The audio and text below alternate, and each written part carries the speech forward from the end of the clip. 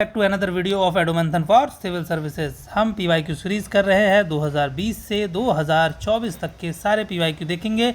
ये 2020 का set B है, ठीक है। और अभी तक हमने 140 क्वेश्चन सॉल्व कर लिए हैं। इस वीडियो में हम 141 से 145 तक के क्वेश्चन को सॉल्व करेंगे, देखेंगे किस तरीके से हम अप्रोच रियल एग्जाम में लगा सकते थे। Let's start and learn. Question number 141, 40 second के अंदर आपको सॉल्व करना है। अगर आप ये सीरीज़ फॉलो कर रहे हैं तो आपको पता होगा कि 40 सेकंड क्यों हम फॉलो करते हैं। Indian minister of youth affairs and sports announced on 25th of July 2020 that in 2021 further Khelo India youth games will be hosted by Haryana, Uttar Pradesh, Karnataka, Maharashtra.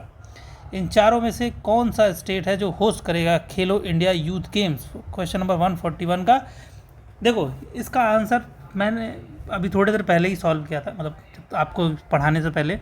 तो मैंने इसे, मुझे नहीं पता था क्या है, बट मैंने एक कॉमन सेंस लगाई। मैं भी आपको बताता हूँ कि कॉमन सेंस वो क्या यूज़ करी और आई गॉट करेक्ट। देखो क्वेश्चन नंबर 141 पे आ जाओ। अब ध्यान से देखो किसकी बात चल रही है यहाँ पे। ये बात कर रहा है गेम की। गेम इन चारों में से आप मुझे एक सिंपल भूल जाओ। मैं कह रहा हूँ ये ऊपर का जो क्वेश्चन है ये भूल जाओ। क्वेश्चन क्या लिखा है भूल जाओ। ऐसे ऐसे हाथ रख दो ऊपर। अब इन चारों का नाम लो, कर्नाटक, हरियाणा, उत्तर प्रदेश, महाराष्ट्र। अब इन चारों में से मुझे एक बात बताओ, किसका नाम तुम्हें आज तक, अभी तक की लाइफ में तुमने किसका नाम सुना है खेल में? किसका नाम सुना है सबसे ज़्यादा?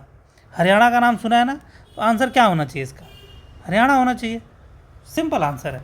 मुझे नहीं पता था, मैंने भी सॉल्व किया। 2020 का पेपर है ये, आज इस टाइम पे सॉल्व किया। मुझे क्या पता उस समय करंट अफेयर में कौन होस्ट किया होगा, बट मैंने अपना कॉमन सेंस सिर्फ ये यूज़ किया कि हरियाणा होना चाहिए इसे, एंड आई गॉट करेक्ट। ठीक है, रियल एग्जाम में इसे बेसिक जो आपकी इन्फॉर्मेशन है इसी को कॉमन सेंस बोलते हैं, विच इज़ नॉट कॉमन। इसी का इस्तेमाल करोगे तो आप आंसर्स लेके जाओगे। चलो नेक्स्ट करते हैं, सॉरी नंबर लेके जाओगे। नेक्स्ट क्वेश्चन देखते हैं 142।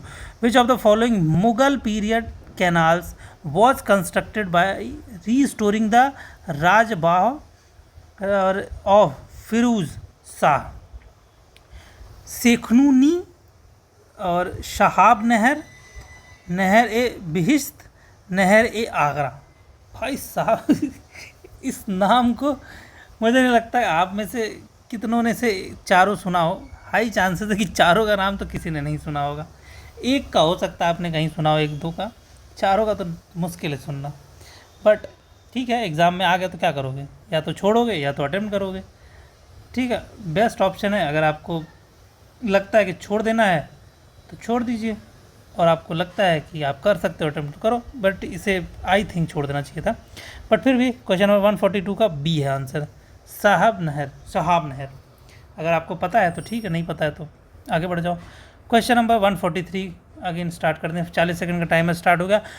Which of the following Indian football club became country's first ever football club to feature Nasdaq billboards in New York Times Square 29 July और 2020?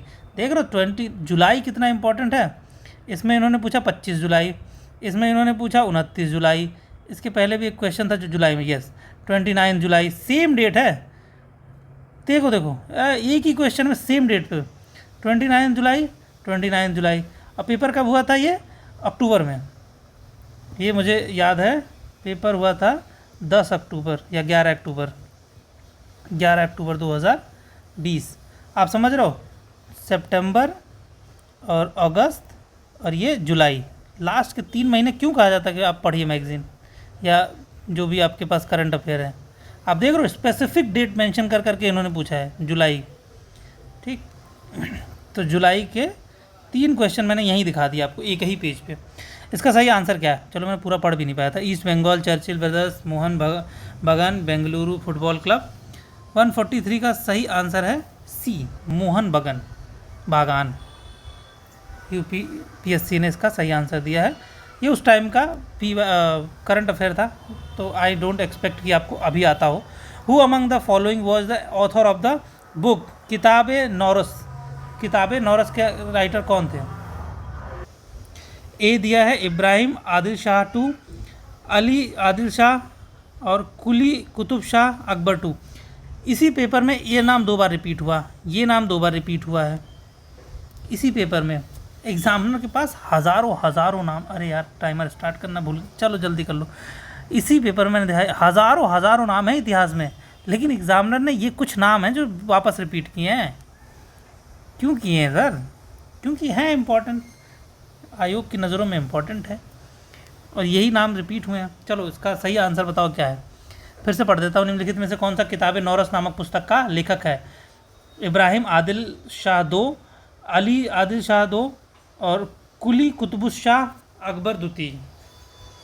देखो इसमें भी एक छोटा सा ऐसे ऑब्जर्वेशन है जो बता देता हूँ, मे भी काम आ जाए कभी, और हो सकता है ये गलत भी हो, 100% वर्क करे ना करे, बट कभी कभी काम आ जाए। देखो इसका आंसर वैसे ए, देखो आदिल शाह 2 बार इन्होंने रिपीट किया पूरा वर्ड। जब मैंने पिछली बार बताया था कि अगर 2 लिखा है तो इसका मतलब है कि कोई 1 भी रहा होगा, तो यहाँ पे एग्जामिनर के कितना इजी है ना कि 1, ये 2 को, जैसे 1 है 1 को उसने 2 बना दिया, सिंपली ये हो गया आंसर गलत या सही। ठीक, आदिल शाह 1 हो सकता है, ये हो सकता है ये 1 हो, इसमें सिंपल इन्होंने कुछ नहीं लगाया, तो इन्हीं 2 में से किसी एक के आंसर होने की पॉसिबिलिटी ज़्यादा है। तो आप 50-50 पे हैं। अब आगे आप अपनी नॉलेज या अपने इंट्यूशन या जिस भी नॉलेज, सबसे पहले तो नॉलेज का ही ध्यान रखना है, तो आप इसे टिक मारिए ए, और नहीं है तो कोई बात नहीं। बट ये एक ऑब्जर्वेशन है जो मैं बता रहा हूँ कि हाँ ये काम आती है, मैंने यूज़ करता हूँ, मैंने किया है, तो मैं वो बता रहा हूँ। नेक्स्ट क्वेश्चन देखते हैं। चलिए last question of the video देखते हैं। द फर्स्ट किसान rail of India started it's journey on 8 अगस्त 2020। फिर दिखा रहा हूँ आपको करंट अफेयर कितना इंपॉर्टेंट है। जुलाई से 3 क्वेश्चन, अगस्त से आई गेस 2 या 3 क्वेश्चन हैं, अब सितंबर का मैंने अभी याद नहीं है, सितंबर में, तो यार ध्यान रखना। पेपर इस बार आपका अक्टूबर में है, सेम पैटर्न पे, सेम अक्टूबर है, 12 अगस्त खाली, तो इसलिए ध्यान रखना जुलाई और अगस्त, ये 2 महीने का करंट अफेयर पढ़ के जाना। पैटर्न बता रहा हूँ, ये देख लेना। 40 सेकंड वाला टाइमर स्टार्ट करना भूल गया, ठीक है। 8 अगस्त 2020, between which of the following 2 station, किस 2 स्टेशन के बीच में फर्स्ट किसान रेल स्टार्ट की गई थी? गाज़ियाबाद एंड हावड़ा के बीच में, देवलाली महाराष्ट्र एंड दानापुर यानी बिहार, और नासिक एंड न्यू दिल्ली के बीच में, नासिक एंड अहमदाबाद के बीच में। तो इन चारों में से सही आंसर क्या है? क्वेश्चन नंबर 145 का बताओ सही आंसर क्या है। एक छोटी सी ऑब्जर्वेशन है, देखो आपको काम आएगी किस तरीके से, मैं बताऊंगा। मस्त एक नई ऑब्जर्वेशन, इस हर क्वेश्चन में ज़रूरी नहीं कि वही एक ही इस्तेमाल हो, कुछ नई ऑब्जर्वेशन भी आप करोगे तो आपको समझ में आएगा। थोड़ा सा और ढूंढना है, जैसे अब ये टाइमर हो गया पूरा, आप खुद सोचो ना कि गाज़ियाबाद कहाँ पे आता है? यूपी में है। हावड़ा कहाँ है? वेस्ट बंगाल में है, ठीक। नासिक कहाँ है? एमएच माने महाराष्ट्र में है। न्यू दिल्ली में ही है नासिक कहाँ है? एमएच महाराष्ट्र में है। अहमदाबाद कहाँ है? गुजरात में है, ठीक। तो इसके पूरे ऑप्शंस में एग्जामिनर को क्या दिमाग में आया और क्यों उसने इसको लिखा? दानापुर बिहार में है, ये बात क्यों लिखनी है उसे? देवलाली महाराष्ट्र में है, ये क्यों लिखना है उसे? ठीक, क्योंकि उसे आंसर सही बनाना है, तो इसका आंसर भी है। चलो इसे भी छोड़ दो, भूल जाओ इसे, कि एक बार के लिए भूल जाओ कुछ लिखा है, ठीक है। अब आ जाओ, मैंने एक सिंपल सा ऑप्शन आपको बताया था, टेक्निक लॉजिक बताया था कि जब 4 ऑप्शंस दिए हैं, 3 जो है फेमस है, 1 कम फेमस है, तो आंसर वही होना है। अब यहाँ देखो अप्लाई कैसे होता है। क्या गाज़ियाबाद का नाम नहीं सुना आपने? हावड़ा का नाम नहीं सुना? हावड़ा ब्रिज का नाम नहीं सुना? ठीक, गाज़ियाबाद मूवी नहीं देखी? जिला गाज़ियाबाद। नासिक का नाम आपको नहीं पता है क्या? नई दिल्ली का नाम नहीं पता है क्या? अहमदाबाद का नाम नहीं पता है क्या? बिल्कुल पता है। ये तीनों ऑप्शंस में जो नाम दिए गए हैं वो सारे आपको पता है। देवलाली का नाम पता है क्या? कभी सुना है इसके पहले नाम? नहीं सुना है। दानापुर अगर आप बिहार से नहीं हैं, तो बिहार से हैं तो फिर ऑब्वियसली सुना होगा, लेकिन अगर आप बिहार से नहीं हैं फिर क्या आपने नाम सुना है? हाई चांसेस है कि आपने इसका नाम नहीं सुना होगा। तो अगर ये महाराष्ट्र और बिहार नहीं भी देता तो भी आंसर बी होना था, ठीक है। बट स्पेसिफिकली क्यों मेंशन किया स्टेट का नाम? बाकी के नाम में क्यों नहीं किया? इसमें भी करना चाहिए था ना स्टेट, यहाँ भी करना चाहिए था, यहाँ भी करना चाहिए था, इधर भी कर देता, इधर भी कर देता, क्यों नहीं किया? ठीक है, लॉजिक लगाओ। क्वेश्चन हो गया 145। अब मिलते हैं अगली वीडियो में, तब तक के लिए जय हिंद जय भारत।